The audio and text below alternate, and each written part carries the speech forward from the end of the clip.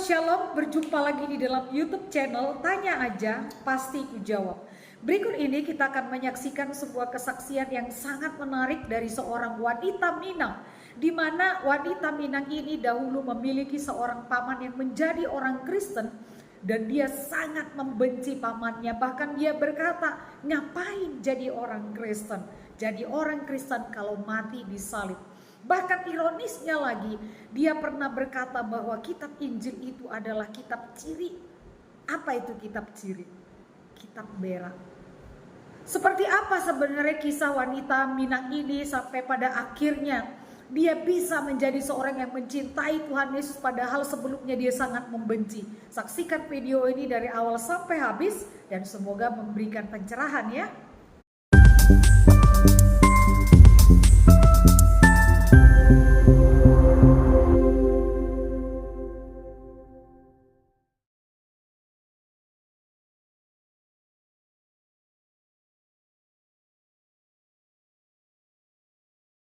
Saya melanjutkan kesaksian saya karena apapun yang akan saya sampaikan itu kenyataan yang saya alami dan bukan dibuat-buat, dan juga saya tidak akan menutupi apa yang tidak saya ketahui atau saya akan menambah apa yang saya tidak ketahui.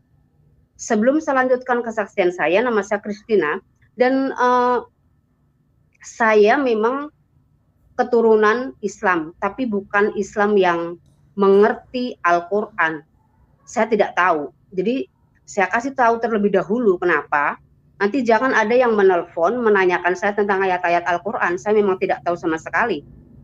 Karena saya hanya Islam yang ikut-ikutan. Itu Islam yang keturunan dari nenek moyang saya. Bahkan sampai sekarang di dalam keluarga saya itu hanya saya yang Kristen. Kedua, saya juga bisa diberi Tuhan karunia untuk mengingat perkataan-perkataan kitab Injil, tetapi saya tidak mengingat di mana ayatnya dan kitabnya apa. Dan itu saya sudah bertanya kepada Tuhan, Tuhan, kok saya dikasih pengetahuan yang separuh-separuh? Saya bisa memperkatakan perkataan-perkataan firman, tetapi saya tidak diberi karunia untuk mengingat ayat-ayat itu di mana. Itu saya katakan sekarang, supaya nanti penelpon juga jangan tanya saya kalau saya mengatakan firman itu di mana. Saya tanya Tuhan begitu dan Tuhan jawab begini sama saya. Jadi apa yang kamu ketahui itu yang kamu sampaikan. Kenapa saya tidak diizinkan untuk mengerti, mengingat ayat-ayat Alkitab, supaya setiap orang yang mendengar firman yang saya katakan itu, mereka akan mencarinya sendiri di Alkitab. Artinya itu adalah PR buat orang yang mau mengetahui di mana ayatnya. Nah itu, jadi maksudnya kesaksian ini saya benar, sehingga saya tidak menutupi kekurangan saya juga tidak mau melebihkan apa yang saya tidak tahu. Jadi apapun yang akan saya katakan itu, kebenaran yang saya alami, itu ya tergantung kepada pribadi masing-masing ya, mau percaya atau tidak, tetapi saya sendiri karena saya mengalami, Kristen itu bukan suatu agama, tetapi suatu pengalaman. Jadi ketika saya mengalami, saya mengerti. Saya punya Islam keturunan, nenek moyang saya semuanya sampai sekarang keluarga saya itu semua Islam. Dan kenapa saya bisa menjadi Kristen? Karena pada saat saya masih umur belasan tahun, saya itu tidak ikut dengan orang tua. Saya hidup dengan nenek, tapi karena saya ngerasa kok saya punya dua orang kakak perempuan dan juga dua adik perempuan. Tetapi di dalam keluarga itu yang mungkin lebih cenderung disayang tuh saya gitu loh. Karena saya memang, padahal kalau dipikir saya yang paling bandel, paling malas.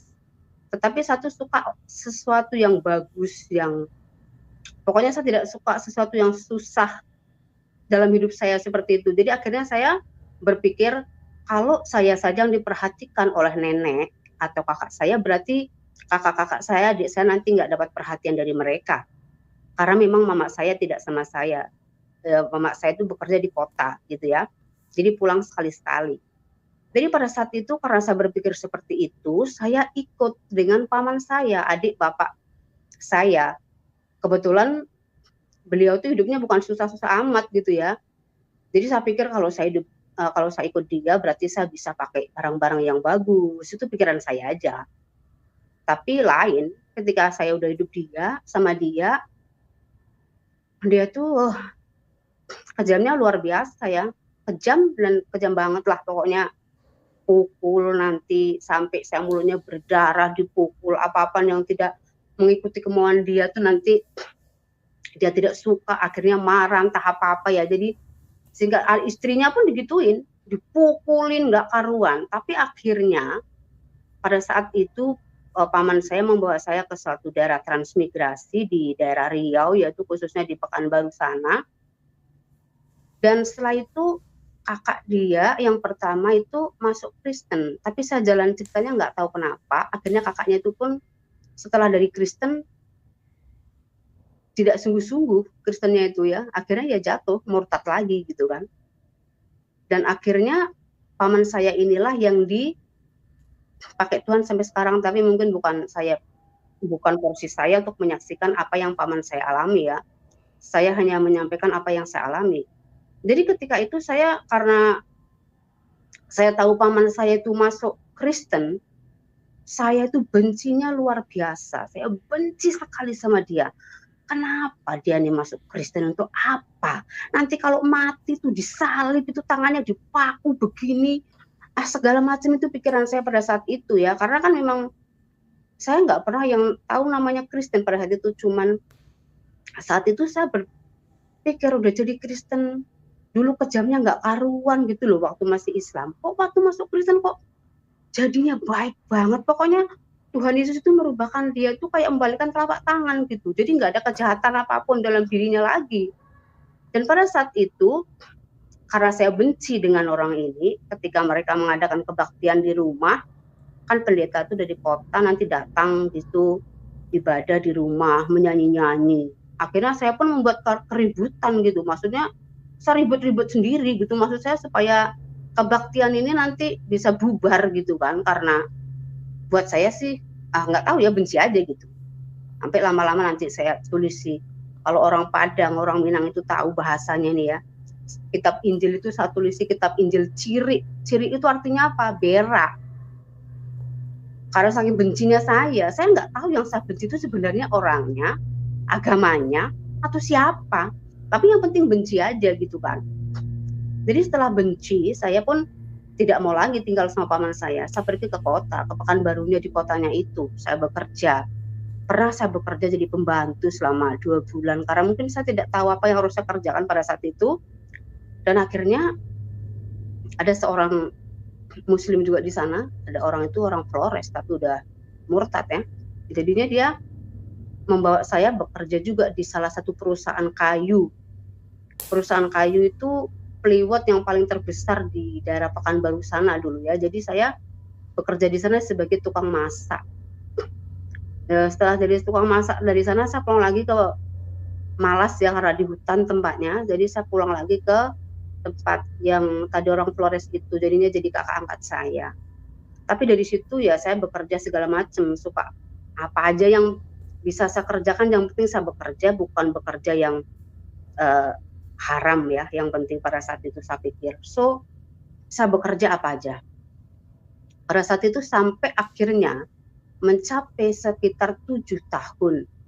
Setelah saya meninggalkan rumah paman saya itu, saya nggak punya apa-apa lagi, nggak punya duit, emas pun yang ada saya udah jual. Jadi pada saat itu saya tinggal uang Rp7.000.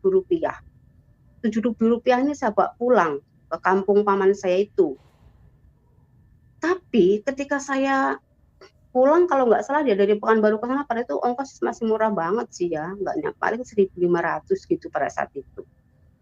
So begitu saya pulang, yang selama ini saya tinggalkan mereka, saya tidak ngabari mereka, tidak kirim surat, tidak terjadi apa-apa.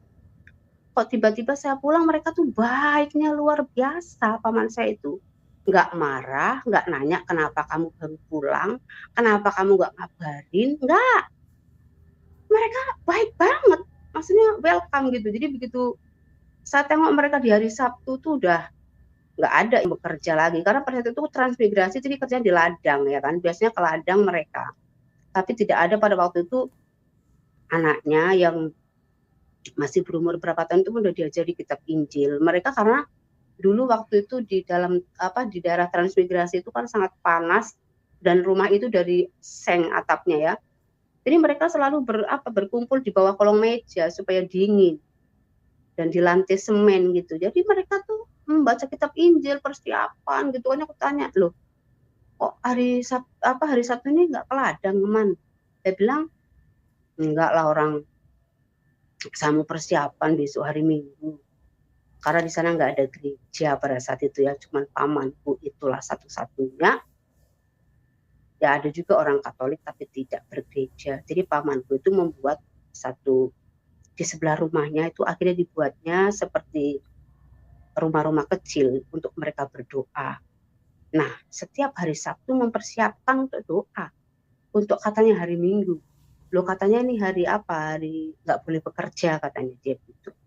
Pokoknya baik banget. Singkat cerita, setelah saya tinggal di sana sekitar 3 bulanan, saya nganggur, nggak punya duit kan. Dan pada itu saya dapat sakit loh. Saya tuh heran sekali. Sakit, demam, rasanya nggak karuan gitu lah ya. Badan kulit saya ini terasa sakit sekali. Tapi kalau disentuh aja gini nggak bisa. Sakitnya luar biasa kulit itu. Jadi saya tanya pamannya apa obatnya ya, apa aku harus, itu tidak berlaku buat saya ya, obat-obatan ataupun dokter itu tidak berlaku. Dari dulu memang saya nggak suka. Jadi pada saat itu paman juga bilang sih kalau mau ke dokter ya ke dokter. Tapi saya bilang saya nggak suka. Dan pada saat itu saya tidur malam itu mimpi Tuhan Yesus itu datang dari langit sama burung merpati. Dia mengulurkan tangannya kan begini, terus dia bilang gini sama saya, gembalakanlah domba-dombaku. Barang siapa yang menggembalakan dombaku akan mendapat hidup yang kekal. Saya nggak ngerti artinya. Saya tanya paman, mana apa sih artinya gembala, domba dan lain sebagainya ini? Dijelaskan sama paman bahwanya gembala itu berarti kamu menjadi pendeta nanti, punya jemaat Tuhan katanya. Terus saya bilang, ya enggak mungkin lah Allah jadi pendeta gimana? Alkitab saya aja nggak tahu. Bagaimana mau jadi pendeta? Saya bilang kan. Terus setelah itu setiap malam saya tuh mimpi tentang Tuhan Yesus sampai selama 1 minggu itu. Jadi kalau saya mimpinya waktu itu saya mau naik kapal, mau tenggelam gitu, saya minta pokoknya Tuhan Yesus selamatkan saya, ulurkan tangannya gitu kan.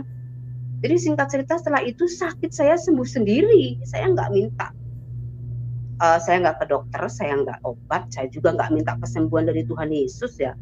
Tapi ya sembuh sendiri gitu loh. Karena Tuhan Yesus tuh menjamah saya waktu mimpi saya mau jatuh dari kapal itu, Tuhan Yesus angkat saya dengan tangannya gitu. Nah dari situlah saya merasakan loh, udah luar biasa Tuhan Yesus ini. Pada saat itu saya dalam mimpi, akhirnya saya ada satu ketertarikan dalam diri saya, kemauan untuk belajar Alkitab. Saya mau tahu Alkitab itu sendiri. Saya nggak mau hanya kata orang gitu ya, tapi saya mau tahu sendiri. Jadi ketika itu saya baca Alkitab, tapi kalau paman saya ke ladang, kalau paman saya di rumah saya nggak mau, saya malu, saya gengsi gitu kan. Karena dulunya udah saya ejek Alkitab ini berak kok malah saya pelajari. Jadi kalau pertama kali kalau saya juga ada belajar, saya baca di Alkitab, kalau kamu mau berdoa katanya, masuk kamar, tutup pintu gitu. Jadi saya ikuti aja dari Alkitab itu, begitu saya belajar sendiri. Pertama kali saya baca kitab Kejadian itu, yang pada mulanya Allah menciptakan langit dan bumi itu, ya saya terkejut. Loh, rupanya di kitab Injil ini ditulis ya bagaimana caranya Allah menciptakan langit dan bumi dan segala isinya dan lain sebagainya. Singkat cerita, karena memang saya sangat tertarik dengan Alkitab itu, saya ingin tahu gitu ya. Saya baca dalam 2 bulan saya sudah boleh khatam itu Alkitab. Saya udah baca, tetapi pada saat saya membaca Alkitab itu nggak ngerti. Dan dulu juga nggak tahu caranya bagaimana. Bahkan saya hanya berdoa pun kalau Roh Kudus suruh. Kalau Roh Kudus taruhkan perkataan itu dalam mulut saya nggak tahu bagaimana cara doa gitu kan. Saya tanya sama paman saya, Man, kalau mau doa itu gimana tau? Kalau dulu kan umpamanya kita nih agama yang dulu kan doa makan, doa tidur seumur hidup sampai kau mati itu ya sama aja doanya, nggak berubah gitu loh. Tapi ketika paman saya bilang gini, apapun keperluanmu setiap hari, kita nih keperluannya setiap hari kan beda-beda. Ya begitu aja kamu katakan, seperti kamu berbicara kepada bapakmu aja, sama orang tuamu, katanya begitu. Akhirnya saya berdoa, aduh saya udah 4 bulan di sana, akhirnya 5 bulan, saya bilang, akhirnya karena saya udah ngerti baptisan, saya juga minta dibaptis. Setelah saya dibaptis di sungai pada waktu itu ya, akhirnya saya bilang gini sama Tuhan, aku bosan di sini 5 bulan nggak kerja, nggak ada duit kan gitu. Akhirnya ya Tuhan jawab doa saya, dikirimkan seorang manajer dulu saya tempat saya bekerja di perusahaan kayu itu, katanya kamu kerja lagi lah, masak lagi katanya kan. Tapi saya nggak mau masak untuk orang banyak, saya bilang capek, nggak apa, kamu masakan aja untuk orang kantor gitu. Jadi karena memang saya baru jadi Kristen, saya bilang sama manajernya, Pak, saya boleh nggak hari Minggu saya keluar, saya nggak mau kerja, saya mau ke gereja, saya bilang. Mana bisa kayak gitu, nggak ada di sini anak tiri, anak kandung, semuanya sama. Pulangnya hanya boleh 3 bulan sekali, katanya kan. Itu peraturan perusahaan. Tapi karena saya tetap mohon, ya akhirnya diperbolehkan. Singkat cerita, saya juga pikir hidup sendiri itu nggak enak ya, susah. Akhirnya saya melihat satu orang Cina ini kaya ya kan. Jadi saya tujuannya pada saat itu karena memang kekristenan juga belum dewasa. Alkitab juga nggak ngerti walaupun saya baca ya kan. Jadi akhirnya saya bilang gini, oh itu laki-laki banyak duit, itu kaya itu dia. Apalagi orang-orang di hutan itu yang membawa alat berat seperti traktor, eskavator itu tuh gajinya besar gitu pada saat itu ya. Jadi tujuan saya nggak tahu, saya itu mungkin cinta atau apa nggak tahu, tapi tujuan utama saya tidak bisa hidup susah. Kalau saya nikah dengan orang kaya, berarti saya hidup kaya, hidup senang gitu kan. Apalagi terkenal kan kalau Cina-Cina ini kan kaya, ya kan, hidup ya masalah duit nggak susah lah gitu, nggak sesusah yang saya tuh paling nggak suka mencari-cari duit sendiri, susahnya nggak karuan, saya pikir gitu kan. Padahal umurnya lebih tua dari saya juga sekitar 17 tahun. Tetapi pada saat itu akhirnya itu yang tidak saya ketahui. Menikah itu sebenarnya bukan segampang itu dan apa, tapi saya pikir gini aja lah, udahlah, yang penting didoakan, yang penting kan udah orang tahu kita nikah, jadi kalau apa-apa pun kita nggak dituduh berzina. Akhirnya singkat cerita, dia bilang sama orang tuanya juga, akhirnya bilang sama paman saya sempat bilang sih, kok apa betul kamu mau sama dia, itu dia udah tua dari kamu loh. Saya bilang itu, yang penting dia kaya, banyak duit, saya bilang. Itu aja ceritanya. Setelah kita tidak menikah di gereja, tidak menikah di catatan sipil ya, hanya di rumah, didoakan. Dan setelah itu singkat cerita, saya pun setelah nikah beberapa tahun, sekitar 5 tahunan gitu, dia tuh mulai malas kerja, manja, karena dimanjakan kali sama mamanya ya, dia tuh anak pertama. Apa-apapun, makanan pun semua mamanya yang ngurus, pasti sedikit-sedikit mama, sampai semua bank, ATM segala macam disimpan sama mamanya, bukan sama saya. Cuman di sini saya bukan mau menceritakan masa lalu saya, tapi ini yang terjadi. Akhirnya saya punya 2 orang anak dari beliau. Setelah itu saya berontaknya gini, apa-apa kok sama mamanya dikasih, oh apa-apa kok mamanya, jadi aku ini dianggap apa. Suatu kali saya tanya sama mantan mertua saya bilang gini, Pak, saya bilang, kenapa selalu simpan uang sama mama, ATM sama mama, semua sama mama, jadi saya ini apa, saya bilang gitu. Terus mertua saya jawab begini, kamu itu diibaratkan cabai, masih hijau, belum bisa mengontrol apapun, katanya begitu. Jadi akhirnya saya diam aja dan segala macam cerita-cerita. Akhirnya karena pada saat itu akhirnya saya mulai bekerja lagi di bidang dimana saya akhirnya setelah menikah saya bekerja, saya belajar salon, tapi bukan otodidak ya, memang saya sekolah salon, dari beautician, spa, hairdresser, semua saya mengenai kecantikan saya belajar sampai ikut ujian negara dan lain sebagainya. Setelah saya lulus dari sekolah itu, saya bekerja Dan pekerjaan itu, salon itu sangat temptation itu ya, maksudnya menggoda sekali ya untuk berbuat jahatnya itu, mau berbuat dosa itu senang, gampang banget gitu loh. Karena salon di Pekanbaru itu salon ada karaoke-nya, banyak om-om yang datang. Sementara saya pikir loh, senang banget ya hidup seperti ini. Udah akhirnya lemah, tidak ke gereja, tidak lagi baca Alkitab, tidak ada doa, mati. Akhirnya jadi Kristen yang mati. Pada saat itu saya tergiur dengan keinginan hati yang mau hidup senang. Saya tidak mau susah lagi. Suami saya udah mulai malas kerja, duit di deposito pun udah kurang. Akhirnya dikasihnya pun uang nggak cukup ya gitu. Jadi saya mulai bekerja, saya mulai bergaulah dengan kehidupan malam seperti diskotik. Ya otomatis lama-lama saya jadi benci ya dengan suami saya, karena kan apapun yang saya mau dia nggak bisa beli, dan dia tidak bisa mengerti. Karena saya pikir gini dulu, tujuan saya nikah sama orang yang lebih tua itu satu, saya pikir karena saya tidak pernah merasakan kasih sayang bapak saya sudah meninggal sejak saya kecil. Saya pikir menjadi suami sekaligus menjadi orang tua saya, itu pikiran saya. Tapi kenyataannya terbalik ya. Kedewasaan seseorang itu tidak tergantung dengan umur, tapi dengan bagaimana mereka bergaul, sebenarnya begitu. Justru umur saya yang masih kecil dari dia itu lebih dewasa pikirannya gitu. Jadi pada saat itu saya jatuh dalam dosa, akhirnya saya tinggalkan dia, saya juga tinggalkan anak-anak, dan saya pada saat itu tapi saya sudah akhirnya berhubungan dengan seorang pengacara, dan pengacara itu membukakan saya salon, usaha salon. Tapi karena beliau juga bukan Kristen, salon itu ya harus dibilangnya apa? Pakai pelaris, pakai ini, pakai itu. Sebenarnya menurut pengalaman saya bilang kalau kita usaha mau bagus, nggak penting pakai pelaris. Kalau kerja kita bagus, orang pasti datang, saya bilang. Nah mereka selalu bilang begini, kumpulan pengacara itu kalau ngumpul ngomongnya gini, orang usaha bakwan aja pakai pelaris kok, katanya. Kamu lagi salon.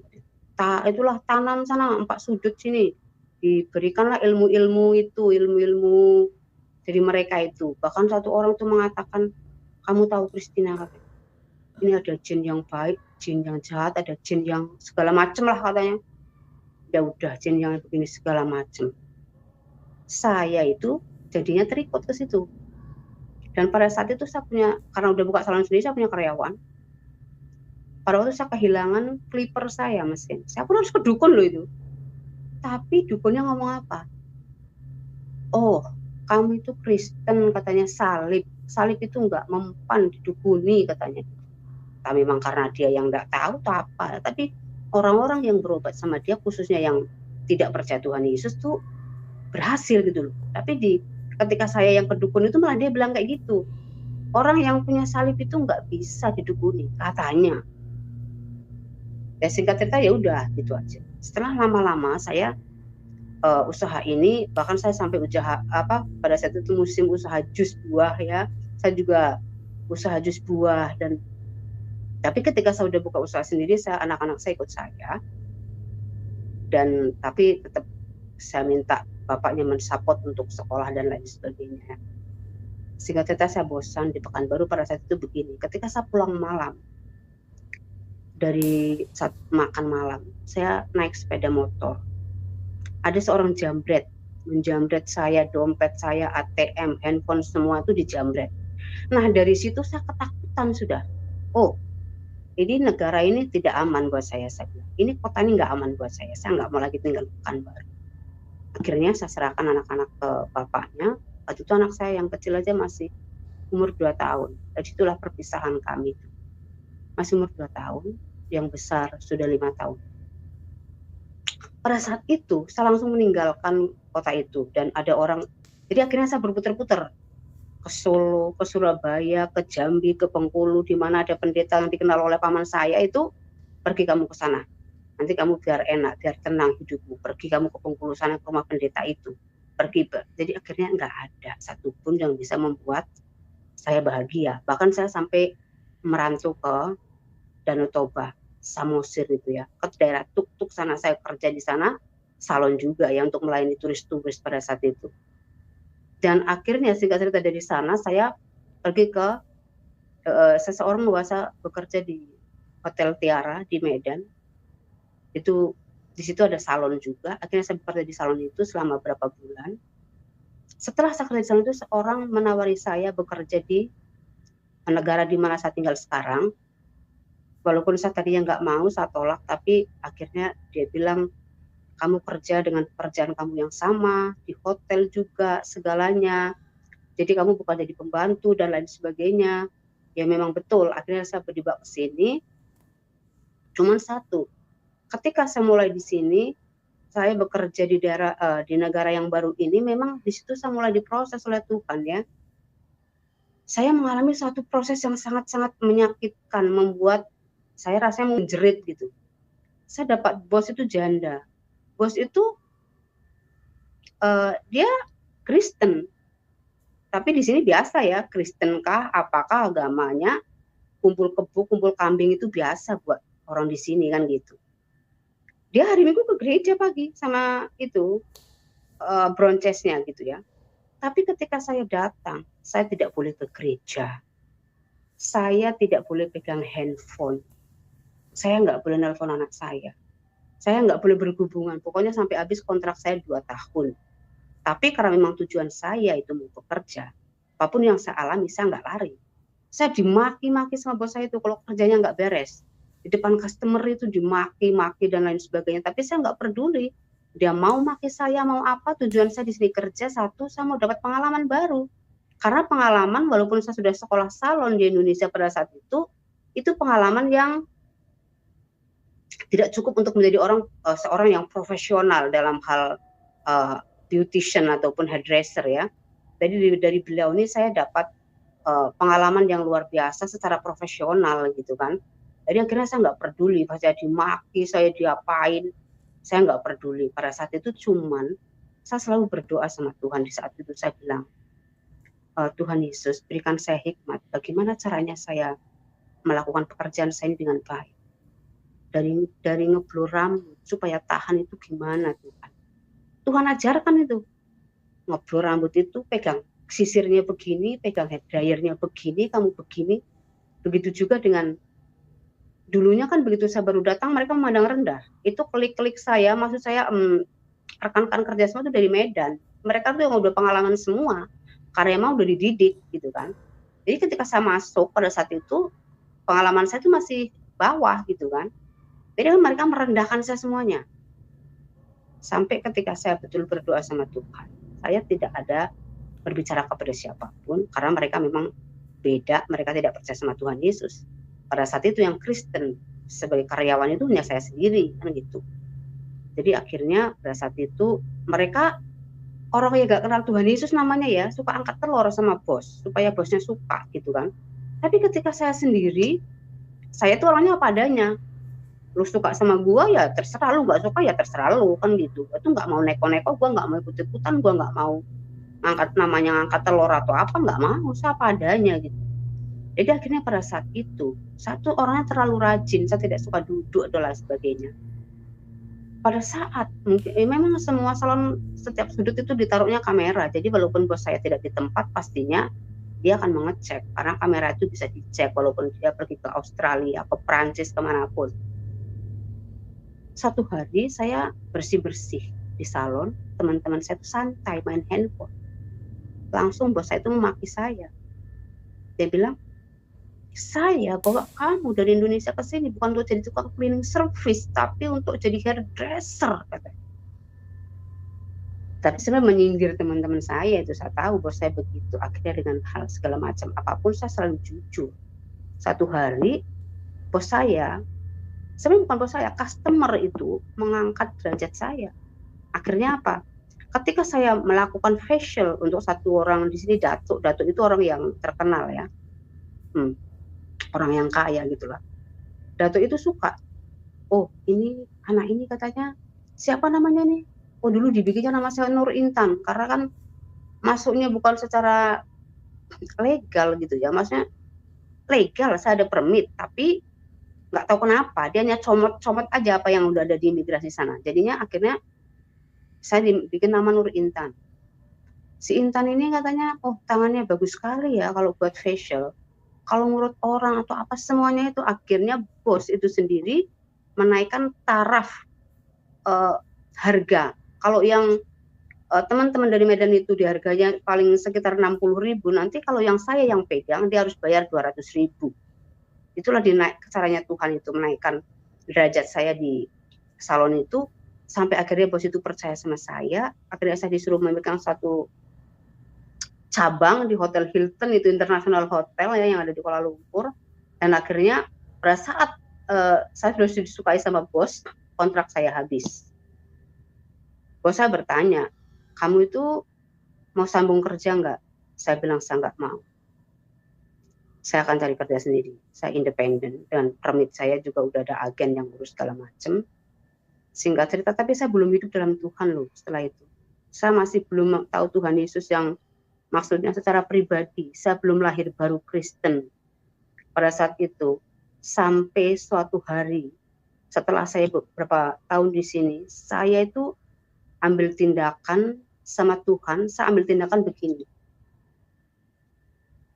hanya Tuhanlah yang bisa memberikan saya apa yang saya mau. Akhirnya saya kembali kepada Tuhan.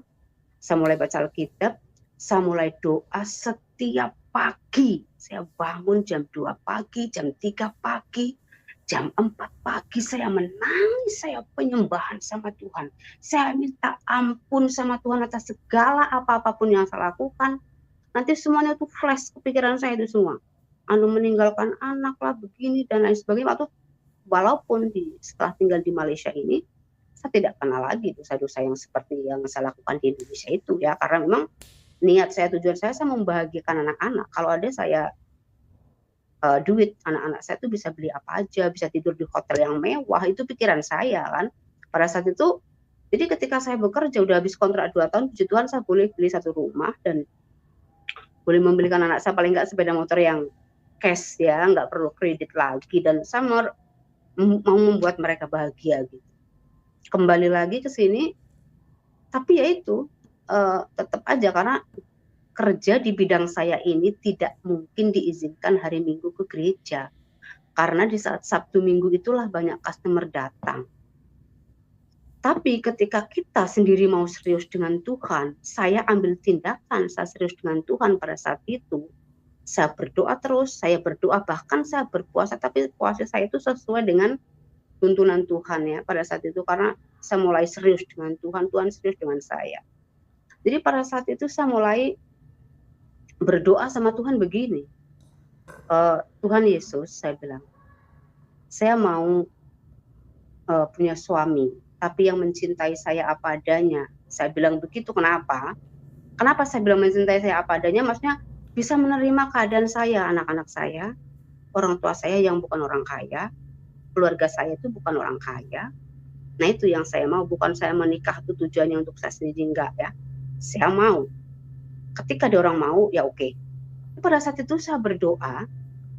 Setelah beberapa, kalau perasaan dari 1-2 bulan saya berdoa setiap pagi itu, nangis itu, penyembahan itu, Tuhan tunjukkan sama saya begini, kamu harus nikah sama orang Afrika, kata Tuhan. Dan kepala Afrika itu ditunjukkan sama saya dalam doa itu ya, saya melihat.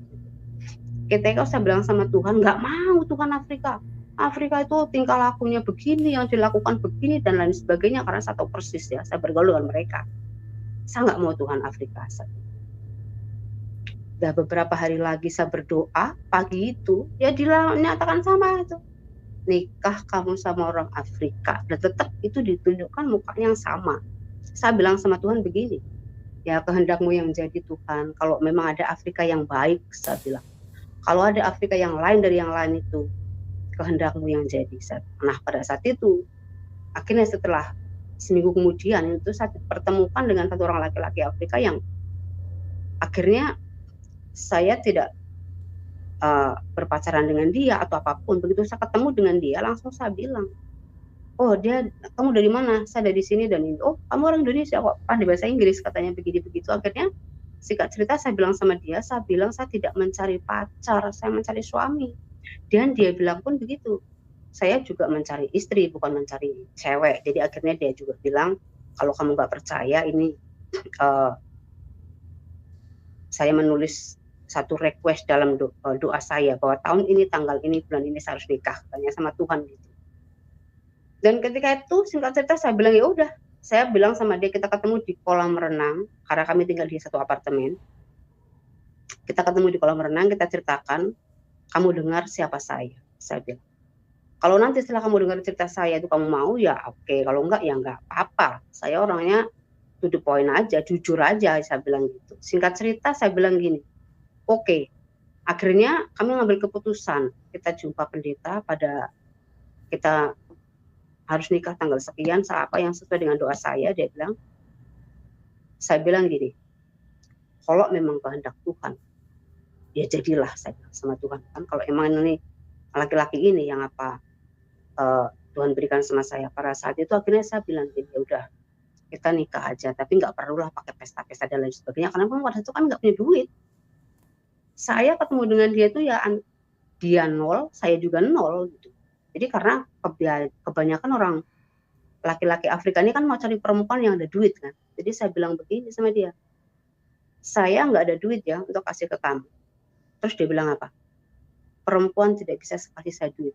Yang kasih saya duit hanya Tuhan. Nah dari situ dialah yang mendidik saya menjadi Kristen. Maksudnya dari lahir baru, tunjukkan kepada saya sikapnya, perbuatannya.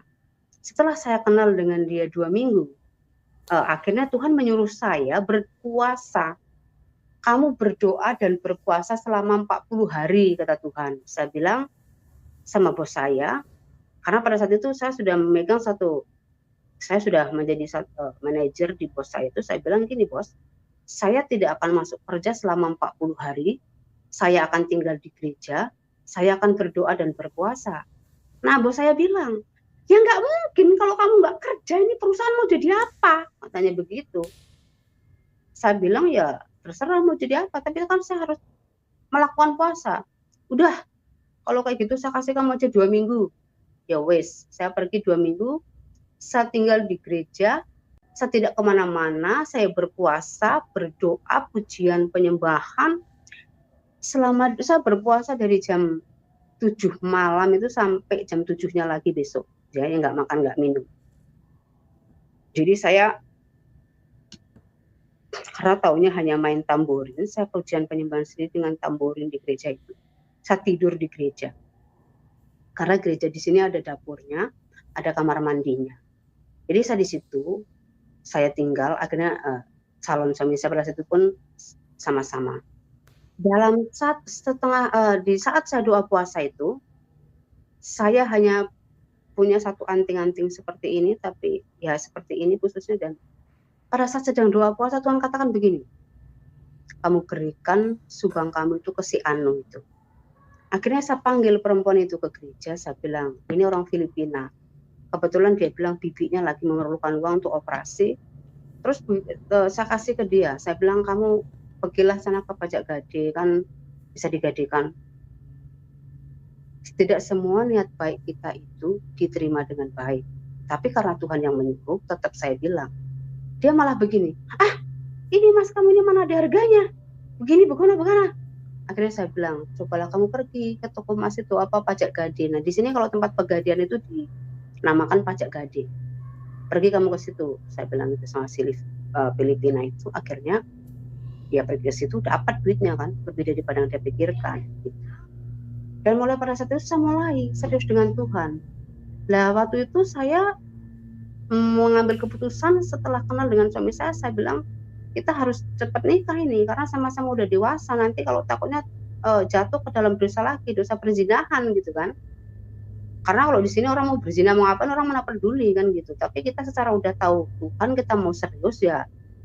Udah akhirnya kita diberkati. Singkat cerita setelah diberkati, selama kita puasa itu Tuhan katakan begini, kamu mau pilih baby please don't disturb me.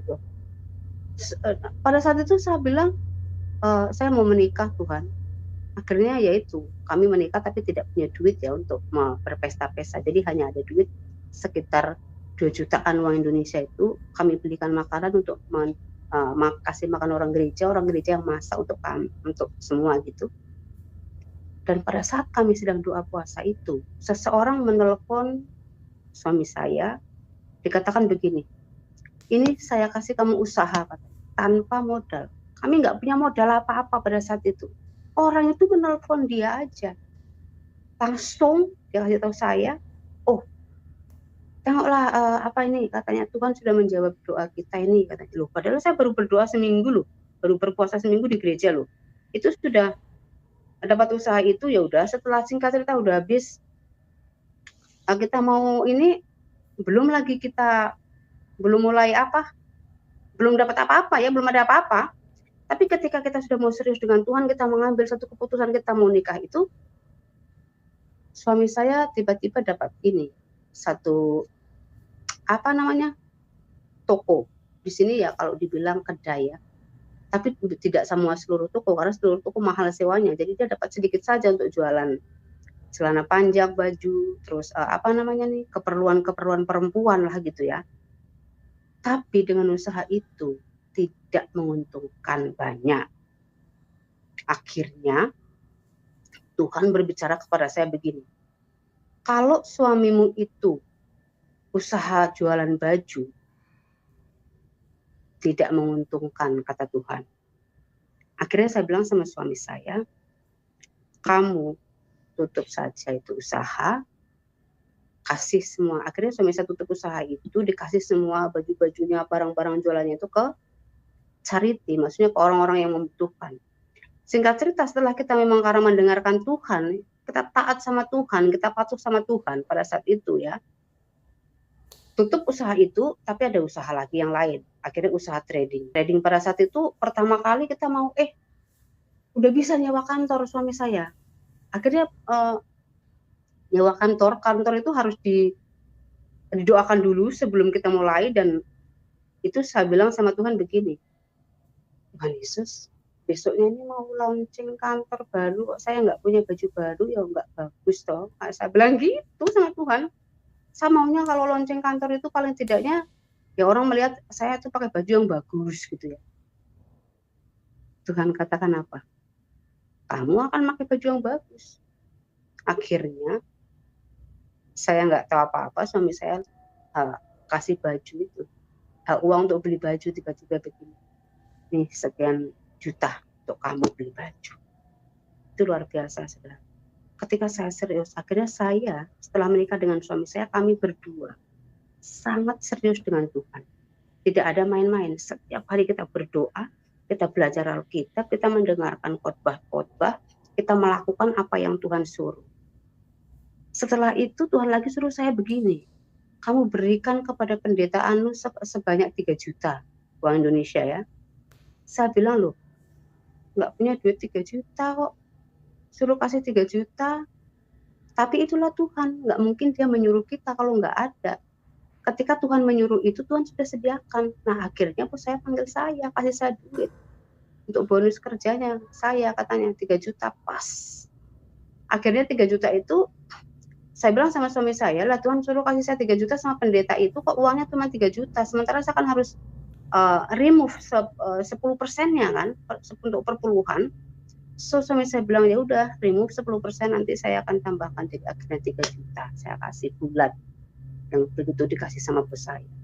Setiap tuntunan Tuhan itu yang kami ikuti, kami turuti terus apapun yang terjadi. Pada saat itu kami hanya bisa menyewa kamar itu yang master room itu yang paling mahal di sini ya, di kondo yang bagus gitu kan. Setiap bulan Tuhan yang bayar, kita nggak perlu takut katanya kan. Suami saya loh, dulu itu saya datang ke Malaysia nggak punya duit, nggak punya apa-apa, ya Tuhan cukupkan, nggak pernah saya kelaparan, saya nggak pernah susah katanya kan gitu. Jadi pada saat itu setelah nikah, akhirnya saya juga belum dikaruniai anak. Ya tujuan utama kami nikah itu tentu ya harus ada keturunan juga kan. Jadi akhirnya kita berdoa, saya berdoa, dan Tuhan juga ingatkan dengan firman-firmannya itu. Ada juga perempuan itu yang namanya Hana, karena dia itu istri kedua kan sering dihina sama istri pertamanya, nggak punya anak kan. Tapi karena dia berdoa sungguh-sungguh, bahkan dia komat kami dalam hatinya gitu, Akhirnya Tuhan kasih dia anak, dan situ juga itu menjadi motivasi saya juga untuk berdoa dengan Alkitab itu, ayat itu.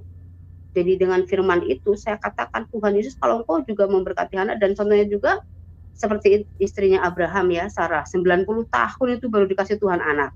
Saya bilang ini, jadi nggak ada mustahil bagi Tuhan. Saya bilang kalau anak juga mau kasih anak Tuhan. Jadi banyak kali lah ayat-ayat Alkitab yang Tuhan berikan sama saya untuk mengerti. Akhirnya saya klaim semua itu. Tahun depan saya akan menggendong seorang anak laki-laki. Akhirnya saya berkompromi dengan suami saya. Ini kita mau punya anak laki-laki itu perempuan. Suami saya mau perempuan. Saya bilang saya mau laki-laki karena saya sudah punya 2 anak perempuan. Enggak perempuan aja. Gini aja lah, saya bilang sama suami saya. Tawar-menawar nih. Kita tuh harus sehati gitu. Kalau kita sehati, apa yang kita mau pasti itu dikasih. Nah akhirnya setiap hari kita berdoa penyembahan, mengklaim semua firman Tuhan yang kita mengerti itu. Singkat cerita, Tuhan akhirnya berjanji sama saya begini, nanti di hari ulang tahunmu kamu akan mengandung, kata Tuhan. Ya betul, begitu doa pas hari ulang tahun saya itu, saya beli tes kehamilan itu, terus saya udah 2 garis gitu kan, terus saya nggak periksa ke dokter dulu, nunggu 2 bulan baru saya periksa ke dokter. Begitu saya periksa ke dokter, Tuhan katakan dokter yang spesialis kandungan di sini ya, kita tuh nggak mau ke sembarangan gitu. Dia katakan begini, karena waktu itu kandungan saya mengalami pendarahan. Suami saya juga sempat panik ya kan, maksudnya apa lagi nih, kok pendarah lagi. Akhirnya ke dokter untuk memastikan.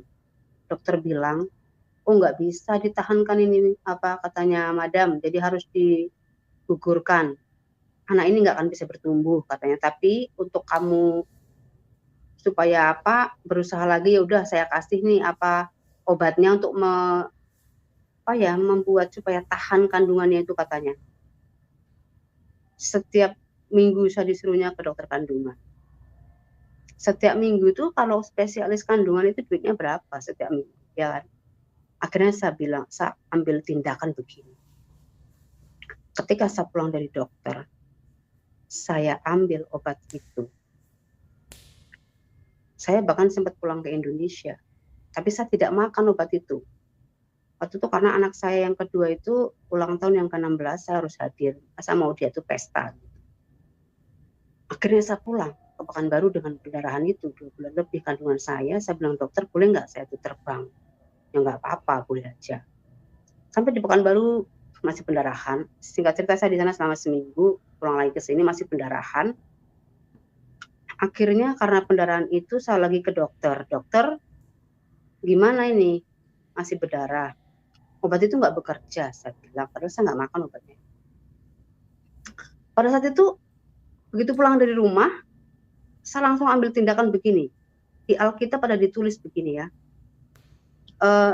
Rumah Tuhan itu bukan untuk tempat berjualan. Jadi Tuhan Yesus itu memutarbalikkan mejanya itu. Karena ini rumahku ini bukan untuk menjadi jual beli, tapi rumahku ini akan disebut rumah doa, kata Tuhan dalam Alkitab itu. Dalam 3 hari kamu robohkan rumah ini, aku akan membangun kembali. Pada saat itu saya imani firman itu begini, Tuhan Yesus, Engkau berkata dalam 3 hari ini Engkau bisa bangun kembali rumah itu, dan dalam 3 hari ini juga darah ini harus stop, saya bilang. Akhirnya puji Tuhan stop, tidak ada pendarahan lagi. Akhirnya saya tidak pergi ke dokter, karena saya tidak mau nanti dokter itu mempengaruhi pikiran-pikiran begini Bono. 5 bulan kemudian, 5 bulan setengah baru saya pergi ke satu rumah sakit spesialis dokter kandungan, dan dokter itu bukan yang percaya sama Tuhan Yesus. Akhirnya dia memvonis saya, dicek darah saya dan lain sebagainya, kamu itu diabetes lah katanya, kamu harus tinggal di rumah sakit ini selama 4 hari atau 5 hari katanya, karena nanti kalau kamu nggak diobati terus kontinu, berarti kamu bayinya nggak bisa hidup, nggak bisa tumbuh, katanya begitu. Padahal udah 5 bulan setengah ya. Akhirnya saya bilang sama dokter itu begini, dokter, saya kan harus discuss dulu dengan suami saya. Saya bilang, kalau memang suami saya izinkan saya di sini tinggal 4 hari, saya akan tinggal. Kalau enggak ya saya tidak bisa ambil keputusan sendiri. Terus dokter itu marah sama saya. Dia bilang gini, ya udah, kalau kamu nggak mau lagi disuruh untuk kebaikan bayi kamu, ya udah kamu nggak usah lagi ya ada temu dengan saya ya, nggak usah lagi ya ada appointment dengan saya. Terus saya bilang sama dokter begini, dokter, saya hargai pengetahuan Anda sebagai sekolah kedokteran, tetapi saya tuh orang Kristen, saya bilang. Apa yang sudah diberikan Tuhan itu nggak mungkin dihancurkan oleh manusia, aku bilang gitu kan. Akhirnya saya pulang. Sampai pada usia kandungan saya 7 bulan. Karena memang itu kita harus di sini harus register dulu sebelum melahirkan kan. Kalau secara tiba-tiba kita ke rumah sakit gitu mana diterima. Jadi harus register dulu sebelum kita melahirkan dalam satu rumah sakit gitu. Jadi ketika akhirnya saya pergi ke satu rumah sakit yang besar di sini ya, memang karena saya merasa bahwa ini aman lah di sini besar, dokternya pasti pengalaman semua kan. Ya kebetulan dokternya kan semua yang jebolan dari UK. Saya dikasih 3 dokter, spesialis kandungan, spesialis gizi, spesialis apa ya, gula. 3 dokter ini menyuruh saya setiap 2 minggu sekali harus ke dokter. Satu dokter paling nggak kita harus spend sekitar 2 juta. Nah, kalau 3 dokter udah berapa? Emang saya ini dapat duitnya dari pohon atau apa? Saya mesin ATM gitu ya. Saya tidak menuruti apa kata dokter. Cuma dikasihnya obat untuk suntikan di rumah katanya.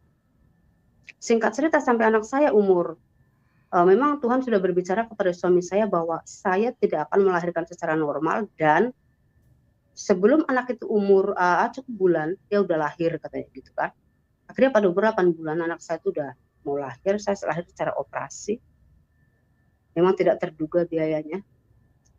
Saya merasa ditipu juga gitu kan, karena di sini nih biasanya sebelum kita masuk ke rumah sakit kita tanya, kalau melahirkan normal berapa biayanya, kalau melahirkan operasi berapa biayanya. Yang disebutkan itu bagi saya ya udahlah, nggak apa-apa kan gitu. Tapi ketika kita mau bayar, karena anak saya ternyata waktu itu lahirnya sangat kecil, 2 kilo sekian gitu. Bahkan saya tidak boleh menengok anak karena dia takutnya saya nanti sedih nangis gitu ya. Ditaruhnya di ruangan inkubator, dia sangat kecil. Saya bilang suami saya, kenapa saya nggak boleh lihat anak saya? Saya bilang kan, nanti anak kamu itu kamu nangis pastinya gitu, karena kecil sekali lahirnya gitu kan. Tapi akhirnya lahir jadi anak gitu.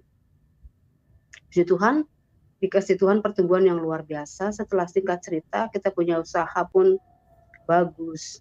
Tapi pada saat itu, sampai anak saya ini, memang Tuhan sudah perlihatkan kepada saya bahwa ketika anak saya umur 2 tahunan, baru Tuhan akan kasih kami mobil. Singkat ceritanya kami usahanya diberkati Tuhan pada saat itu, tapi suami saya lebih mengutamakan membangun sesuai dengan tuntunan Tuhan itu ya, membangun rumah di negaranya. Dan akhirnya pada saat umur anak saya 2 tahun, yaitu tepatnya pada tahun 2016, disitulah mulai kami mengalami pikul salib yang benar-benar pikul, yang benar-benar dipikul harus berjalan seperti Tuhan Yesus itu. Partner bisnis suami saya tuh yang dia ada di Nigeria sana tiba-tiba mengeblok rekening perusahaan kami. Duit yang ada di dalam itu semua duit customer, karena kita melakukan trading bisnis. Duit customer itu di sana yang harus kita transfer ke rekening mereka satu persatu diblok. Seorang partner itu melapor ke polisi itu ke bank melapor bahwa katanya suami saya ini utang sama dia tidak dibayar. Padahal itu nonsen, itu nggak ada seperti itu, karena yang namanya partner itu modal bersama gitu kan, jadi tidak ada namanya tidak dibayar. Jadi keuntungan itulah nanti yang dia akan dapat, karena setiap currency uang di sini dengan di sana itu beda dengan dolar dan lain sebagainya.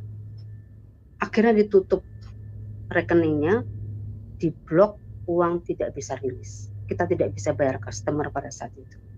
Akhirnya customer itu komplain di sini setiap hari datang menyumpai, yang ada fitnah, yang ada aduh nggak mau tahu, pokoknya marah lah, nggak tahu, nggak karuan, luar biasa. Dan customer kami ini bukan orang yang kenal Tuhan Yesus. Mereka tuh orang yang beragama seberang, ada yang ateis, ada yang penyembah kuasa-kuasa gelap untuk mendapatkan duit. Jadi ketika itu satu puncak yang sangat menyakitkan, kita bahkan sampai ketakutan sekali setiap hari. Ini takutnya begini, bukan takut apa? Aduh, kalau udah melek mata, udah terbuka mata tuh takutnya gini, oh besok udah mau masuk kantor lagi, udah menghadapi semua customer ini yang mencaci maki setiap hari itu. Karena mereka tuh tidak mau tahu kalau kita bilang begini. Suami saya jelaskan, uang yang harusnya saya kirim sama kamu itu diblok sama orang, katanya. Mereka mana mau tahu? Mereka taunya bilang gini, loh itu bukan urusan saya, itu kamu punya bisnis, urusan saya sama kamu. Jadi saya harus dapatkan uang saya. Yang paling parahnya, yang terakhir itu mereka berkata begini loh, kamu kan punya Tuhan, suruh Tuhanmu itu bayar, katanya. Ketika orang itu bilang begitu, hati saya terlalu sakit, karena saya merasa bahwa kok dihinanya Tuhan saya. Dia nggak tahu Tuhan saya itu kaya ya, yang menciptakan langit dan bumi. Tuhan saya bukan patung, bukan ilmu hitam, bukan setan gitu kan. Akhirnya saya bilang sama Tuhan begini, Tuhan, engkau dengar apa yang mereka katakan. Saya bilang begitu. Padahal di saat itu, di saat kita mengalami itu, saya juga mengalami satu penyakit yang luar biasa, penyakit itu. Jadi ketika saya mengalami cobaan ini, semua tuh kayaknya beruntun jadi satu.